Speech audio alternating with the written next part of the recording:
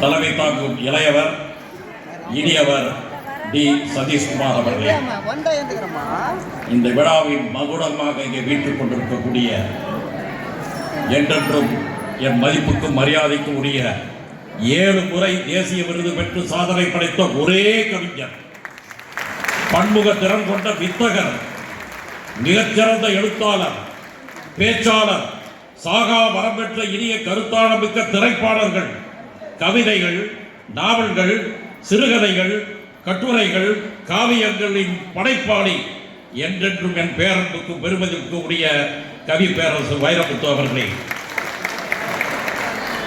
என்றும் என் மதிப்புக்கும் மரியாதைக்கும் உரியவரும், விழா வேந்தர் என்று அழைத்தால் மிகையாகாது, ஆற்றல் மிக்க அறநிலையத்துறையினின் பெருமை மிகு மாண்புமிகு நீதி அமைச்சர், மாண்புமிகு அமைச்சர் மரியாதைக்கும் மறுபடியும் உரிய PK சேகர் அவர்களே, என் அருமை சகோதரர், என்றென்றும் என் மதிப்புக்கும் மரியாதைக்கும் உரியவர், எப்பொழுதும் சிறிய பட்டம் பெற்று தமிழ் மண்ணுக்கு பெருமை சேர்த்தவர், பேரறிஞர் அண்ணாவுக்கு பிறகு வெளிநாட்டில் பட்டம் பெற்ற பெருமை நம் முதல்வரையே தாரம் என்று சொன்னால் மிகையாகாது. 44 வயதில் சென்னை மாநகரத்தினுடைய 44வது மேயராக பொறுப்பேற்று சிங்கார சென்னையை கண்டவர் நம் தளபதி அவர்கள். இந்திய திருநாட்டில் டாக்டர் ராஜேந்திர பிரசாத், பண்டிட் ஜவஹர்லால் நேரு, இரும்பு மனிதர் என்று பெயர் பெற்ற வல்லபாய் பட்டேல் தலைமையேற்று அவர் புன்னகைக்கும் போது அந்த புன்னகையை நான் பலமுறை சந்தித்திருக்கின்றேன். நீங்கள் காணொலியில் பார்க்கும் போதெல்லாம் பார்த்திருக்கலாம். அவர் எங்கெல்லாம் செய்கிறாரோ, அவர் எழுந்து சென்று அந்த மக்களிடம் போகும்போது அதில் ஒரு புன்னகை எப்போதுமே ஒரு மகிழ்ச்சிகரமான ஒரு புன்னகையாக இருக்கும். அந்த கண்கள் வெளிரும். அந்த மனிதன் நேயம், அந்த மனிதன் நேயத்தை பற்றி நாம் பேசுவதற்கு நாம் நினைக்கிறோம். எத்தகைய ஒரு மனிதன்! ஒரு சின்ன என்னுடைய அனுபவம், மனித நேயத்திற்கு என்னுடைய அனுபவத்தை மட்டும் நான் சொல்லிக் கொள்கிறேன். சென்ற டிசம்பர் மாதம் ஐயா அவர்கள், அமைச்சரை பெருமானார் அவர்கள் ஏற்பாட்டின்படி வடசென்னை மாவட்டத்தில் பெரம்பூரில் தாம்பாஸ்கோ பள்ளியில் ஒரு கிறிஸ்துமஸ் பெருவிழா நடக்கிறது. அமைச்சரை வந்திருந்தார். நமது தலைவர், நமது முதல்வர் அவர்களின் 72வது பிறந்தநாள் விழாவை பல்வேறு விதமாக ஏறத்தாழ மனித நேயம் 68 என்ற வகையில் கூட கடந்த சில வாரங்களாகவே சீரோடும் சிறப்போடும் நடத்தி கொண்டிருக்கின்ற அந்த மக்கள் தலைவரின் நம்பிக்கையை பெற்ற செயல்வீரர் நமது அன்புக்கும் பாசத்திற்கு உரிய அறநிலையத்துறை அமைச்சர் அவர்களே,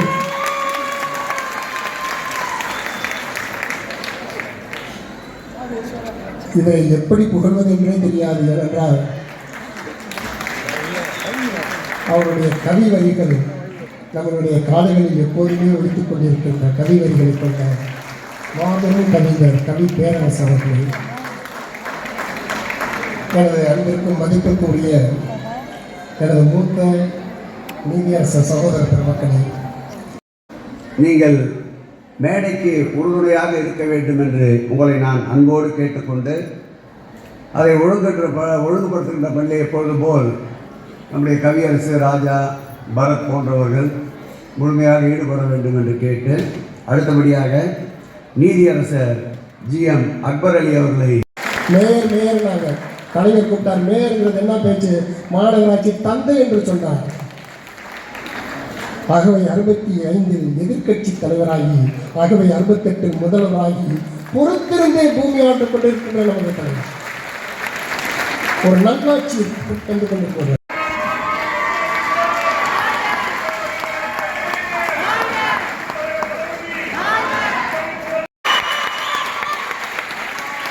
எப்போதும் ஒரு கூட்டத்தை தன் உள்ளங்கையில் உணர்ச்சியோடு வைத்திருக்க தெரிந்த ஒரு தலைவர் நம்முடைய சேகரபாபு அவர்கள்.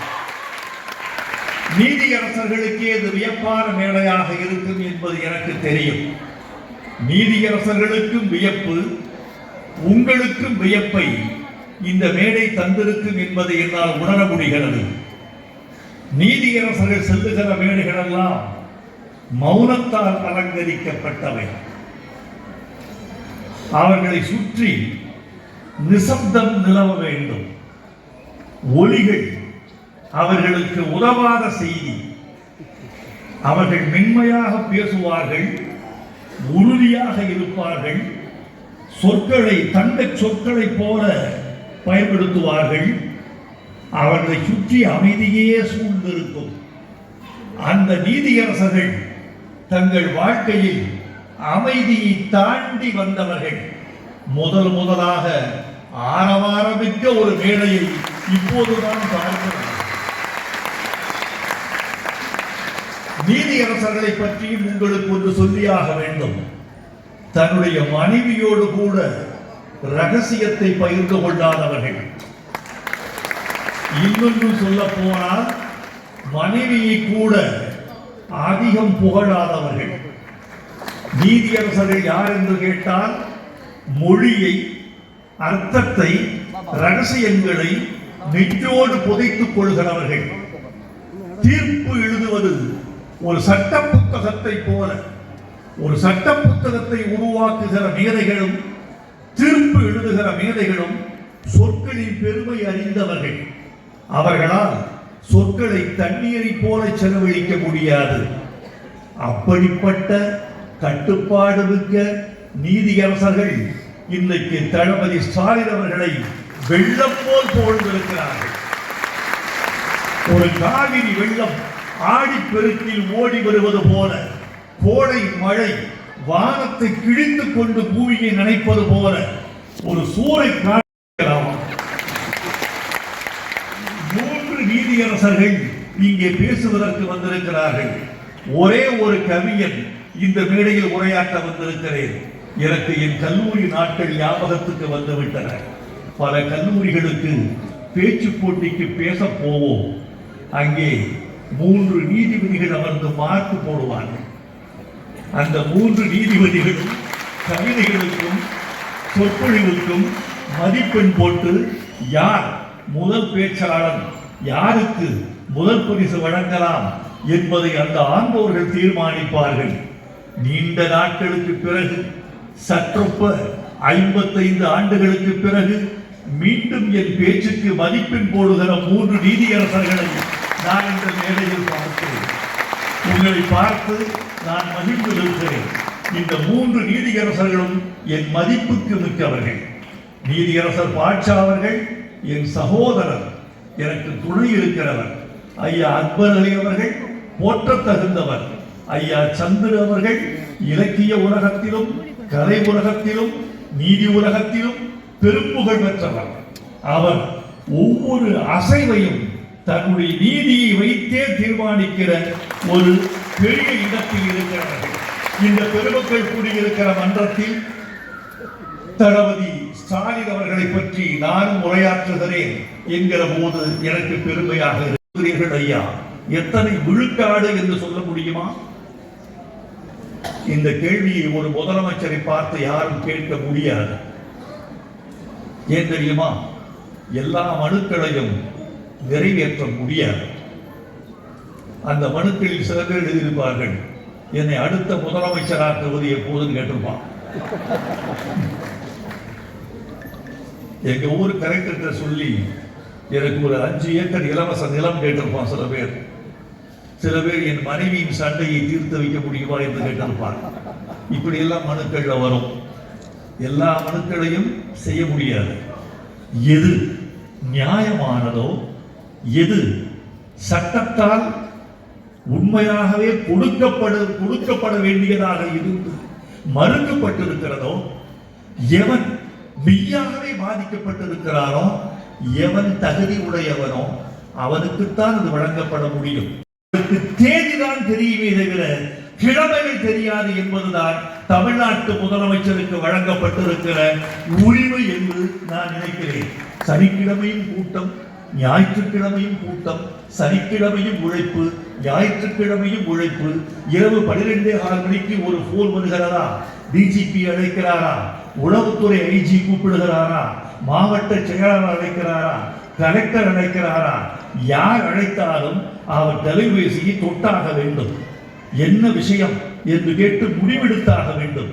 எனவே தூண்டுவதற்கு நேரமில்லாத ஒரு வாழ்க்கையை நம்முடைய முதலமைச்சர் வாழ்கிறார் என்று நீங்கள் புரிந்து கொள்ள வேண்டும். அதனால் என் தமிழாசா கலைஞர் அவர்கள், அடுத்து தளபதி ஸ்டாலின் அவர்கள், இந்த 3 பேரும் செயல் வீரர்கள். இந்த 3 பேரும் அடித்தட்டு மக்களை நேசித்தவர்கள். இந்த 3 பேரும் இந்த தமிழகத்தை தங்கள் தோள்களில் தாங்கி உயர்த்த வேண்டும் என்று துடித்தவர்கள் இந்த 3. இந்த 3க்குள்ள கொள்கை வேறுபாடுகள் என்பதெல்லாம் வேறு.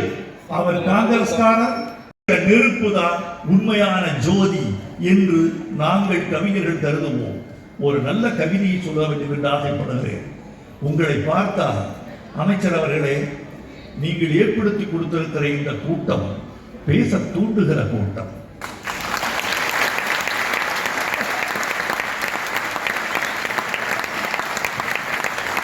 இந்த ஒலிபெருக்கி ஒரு பேச்சாளருக்கு கிடைத்திருக்கிற காமம். ராஜா அண்ணாமலை மன்றத்தை போல ஒலிபெருக்கி தூய்மையாய் இருப்பதை நான் எந்த அரங்கத்திலும் பார்த்தேன். ராஜா அண்ணாமலை மன்றத்துக்கு சேகர்பாபு அழைத்து வருகிற மக்களை போல இப்பொழுது உணர்ச்சிமயமான கூட்டத்தை, மக்கள் மயமான கூட்டத்தை, தமிழோடு வருகிற கூட்டத்தை, உண்மையை கொண்டாடுகிற கூட்டத்தை நான் பெரும்பாலும் பார்க்கவில்லை. எப்படித்தான் இவர்களை தயாரிப்பீர்களோ, இவர்களை பார்த்தால் மிகுந்த கற்றவர்கள் கூட அல்ல, உணர்ச்சி மிகுந்த கூட்டம். ஒரு கவிதை சொல்ல போகிறேன், ஒரு ரஷ்ய கவிதை. நீதியரசர்களுக்கெல்லாம் ரொம்ப பிடிக்கும். நீதியரசர்கள் எல்லாம் பாவம்னு நினைப்பேன். ஏனென்றால் இவர்கள் சட்டத்தோடு புகுந்து புகுந்து கலைக்கு வெளியே இருக்கிறவர்கள். எதையும் சட்டத்தோடு பார்த்து, எதையும் இது இந்த கிளாஸ் சொல்லுது, மூளையை போட்டு கிளறிக்கொண்டே இருக்கிறவர்கள்.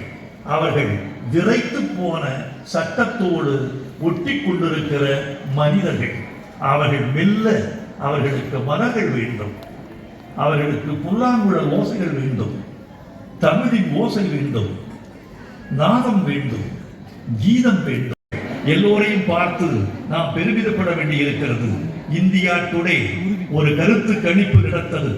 இந்தியாவின் பெருமைக்குரிய செல்வாக்குமிக்க முதலமைச்சர் யார் என்று எல்லா மாநிலங்களையும் ஆராய்ச்சி செய்து தமிழ்நாட்டு முதலமைச்சர் ஸ்டாலின் தான் செல்வாக்குமிக்க முதலமைச்சர் என்று பட்டியல் கொடுத்திருக்கிறது. நேற்று நான் என் பேச்சின் நிறைவுக்கு வர வேண்டும் என்று ஆசைப்படுகிறேன். இன்னொரு நாள் சேகர்பாபு அண்ணா, உங்களுக்கு ஒரு வார்த்தை, ஒரு நாள் நான் மட்டும் சொற்பொழிவு செய்கிறேன்.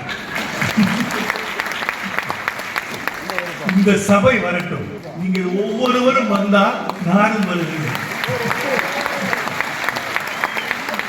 இன்று என் பேச்சை அடுத்த சில நிமிடங்களில் நிறைவு செய்து கொள்ள வேண்டும் என்று ஆசைப்படுகிறேன்.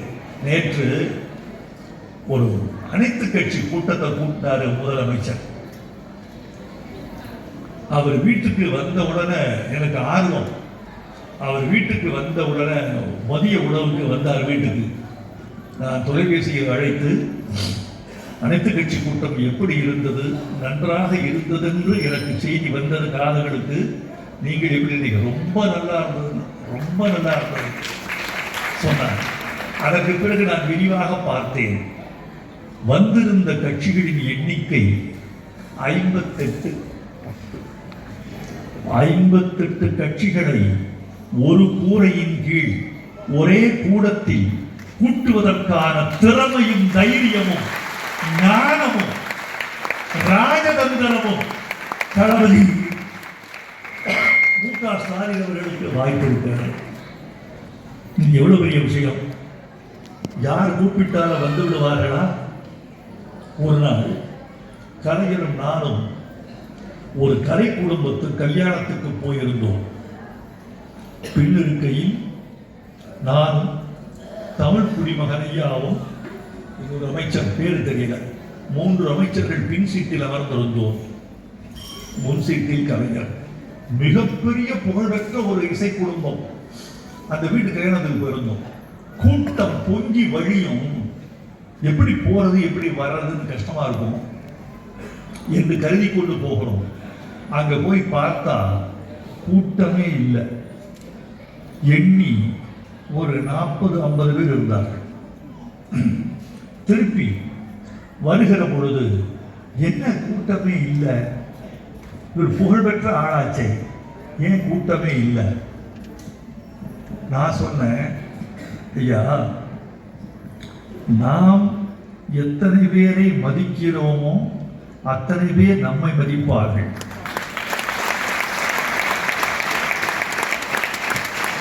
நாம் எத்தனை திருமணங்களுக்கு செல்கிறோமோ நம் வீட்டு திருமணத்திற்கு அத்தனை பேர் வருவார்கள். எத்தனை வீட்டு இழவுக்கு நாம் சென்றிருக்கிறோமோ நம் வீட்டு இழவுக்கு அத்தனை பேர் வருவார்கள். இவர்கள் யாரையும் மதிப்பதில்லை, வரவில்லை என்று சொன்னேன். கரையர் ஒரு கதை சொன்னார். எங்க ஊர்ல ஒரு ஜமீன்தார் இருந்தார். யாரு செத்தாலும் இவன் இழவுக்கு நாம் போறதா, அவ்வளவுக்கு பெரிய ஆளா, இந்தா என் கைத்தடியை அனுப்பிச்சு விடு. கூப்பிட்டு தன் வேலைக்காரர்கள் கொடுத்து கைத்தடியை கொடுத்து விடுவார். கைத்தடிய அவன் இழவு வீட்டில், கரையர் சொன்ன கதை, கைத்தடிய அவன் இழவு வீட்டில் வைப்பான். இழவு வீட்டில் வச்சுட்டு கொஞ்ச நேரம் இருப்பான், எடுத்துட்டு வந்துடுவான். ஜமீன்தார் வந்து போறதற்கு அடையாளமா. இப்படி யார் செத்தாலும் ஜமீன்தார் வீட்டு கைத்தடி அந்த வீட்டில் 2 நிமிஷம் நடக்கும். ஜமீன்தார் செத்து போயிட்டார். வெளியே போய் பார்த்தா ஒரு 1000 கைத்தடி.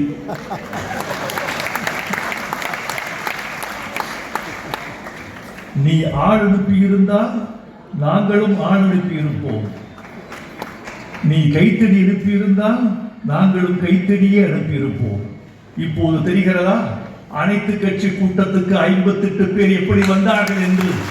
தளபதி மதிக்கிறார், தளபதி நேசிக்கிறார், அனைத்து கட்சிகளையும் நேசிக்கிறார், தமிழர்களை நேசிக்கிறார். அதனால் அந்த கூட்டம் வெற்றி பெற்றது. தளபதி வாழ்க, தமிழ்நாடு வாழ்க, தமிழ் வாழ்க, இந்த மன்றம் வாழ்க, வாழ்க்க வந்திருக்கிற பெருமக்கள் வாழ்க. நன்றி, வணக்கம்.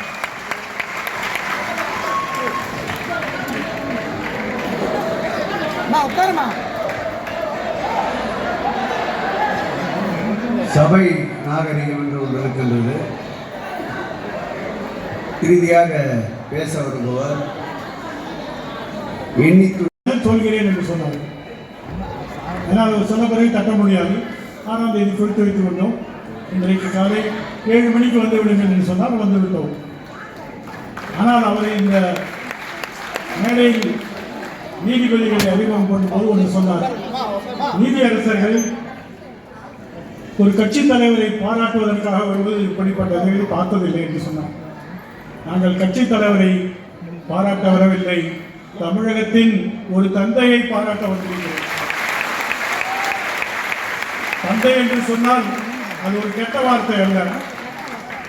தமிழக மக்கள் இன்றைக்கு ஏன் அவரை தந்தை என்றோ அப்பா என்றோ அழைக்க வேண்டும் என்ற சில முன் உதாரணங்களை நீதிபதி அக்பர் அலி சொன்னார்கள். நான் அதை இன்னும் கொஞ்சம் விரிவாக சொல்ல வருகிறேன். இன்றைக்கு மணிமேகலை காவியம் படித்திருப்பீர்கள். சிலப்பதிகாரத்துடைய அவர்கள் இருக்க வேண்டும் என்று இந்த நேரத்தில் நான் சொல்லிக்கொள்ள விரும்புகிறேன். மத்திய பிரதேசத்திலே முட்டையை வாபஸ் விட்டு விட்டார்கள், கர்நாடகத்திலே முட்டையை வாபஸ் விட்டு விட்டார்கள், தமிழகத்திலே இல்லை. ஏனென்றால் உணவு என்பது மக்களுடைய உரிமை. லட்சத்தீவு என்பது ஒரு சின்ன தீவு. மத்திய அரசுடைய கட்டுப்பாட்டில் இருக்கக்கூடிய ஒரு அமைச்சரகம் இருக்கிறது. கையெழுத்து இயக்கத்தை பற்றி சொல்வதென்றால் 2 கருத்துக்கள். ஒன்று, அவர் இன்று நடந்து கொண்ட நடவடிக்கையை நிச்சயம் அவருடைய தந்தையார் குமரியானந்தன் பார்த்திருந்தால் மிகுந்த வருத்தப்பட்டிருப்பார், துயரமடைந்திருப்பார். இவருக்காக போய் நாம் தமிழிசை என்று பெயர் வைத்தோம் என்று அவர் மிக மிக மிக மிக வருத்தத்தோடு இருந்திருப்பார். ஒன்று. 2, கையெழுத்து இயக்கம் என்பது இல்லங்கள் தோறும் சென்று வாங்குவோம் என்று சொல்லுகிறார்கள். அவர்கள் எந்த இல்லத்திற்கு சென்று வாங்கினார்கள்?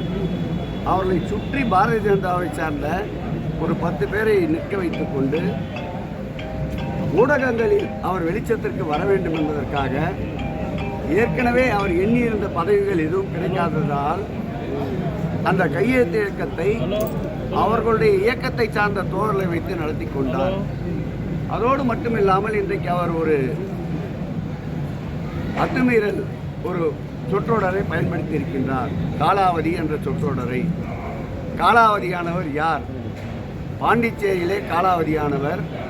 தென்சென்னை நாடாளுமன்ற தேர்தலிலே திராவிட முன்னேற்ற கழகத்தால் காலி செய்யப்பட்டவர் எங்களை பார்த்து காலாவதி என்கிறார். அவரை காலாவதி ஆக்குவதற்கும் அவர் சார்ந்த இயக்கத்தை காலாவதி ஆக்குவதற்கும் தமிழக மக்கள் 2026 சட்டமன்ற தேர்தலில் தயாராக இருக்கிறார்கள் என்பதை அக்கா தமிழிசைக்கு தெரியப்படுத்திக் கொள்கிறேன். அந்த வெப்சைட்ல இப்போ 1 லட்சத்தை வந்து அடுத்த கேள்வி நீ கேட்கறதுக்குள்ள நானே சொல்லிட்டேன். அங்கே இறைச்சி மறுக்கப்பட்டது. இதை எதிர்த்து ஒருவர் உச்சநீதிமன்றத்தில் வழக்கு தொடுத்தார். அந்த வழக்கை உச்சநீதிமன்றம் தள்ளுபடி செய்துவிட்டார். மாநில அரசின் கொள்கையில் நாங்கள் தலைமையாக விரும்பவில்லை என்று சொன்னாங்க. எது மாநில அரசு கொள்கை? மாணவர்களுக்கு சத்துணவை மறுப்பதா, இல்லை மாணவருடைய ஊட்டச்சத்தை கொடுக்க வேண்டும் என்று அரசமைப்பு சட்டத்திலே 44வது பிரிவில் இருக்கிறது, அதை மறுப்பதா? நான் அந்த நீதிபதியிடம் ஒரு நாள் கேட்டேன். அவர் என்னுடைய நண்பர் தான். நீங்கள் வங்காளத்திலிருந்து வருகிறீர்கள், வங்காள அரசு மீன் சாப்பிடக்கூடாது என்று சொன்னால் தடை கொடுப்பீர்களா மாட்டீர்களார்கள்? அவரு கொஞ்சம் சிரமமாக இருந்தது. நாங்கள் இப்பொழுதுதான் கற்றுக்கொண்டு வருகிறோம். அப்போ நான் சொன்னேன், தமிழ்நாட்டிலே குழந்தை சாவு இன்றைக்கு இல்லை என்ற சூழ்நிலை உருவாகி இருக்கு. ஊட்டச்சத்து இல்லாமல் பல நோய்களிலே அவர்கள் அவதிப்படுவது இன்றைக்கு குறைந்திருக்கிறது. அந்த புள்ளிவரத்தை எல்லாம் நான் நம்ம அறிவிப்பேன்.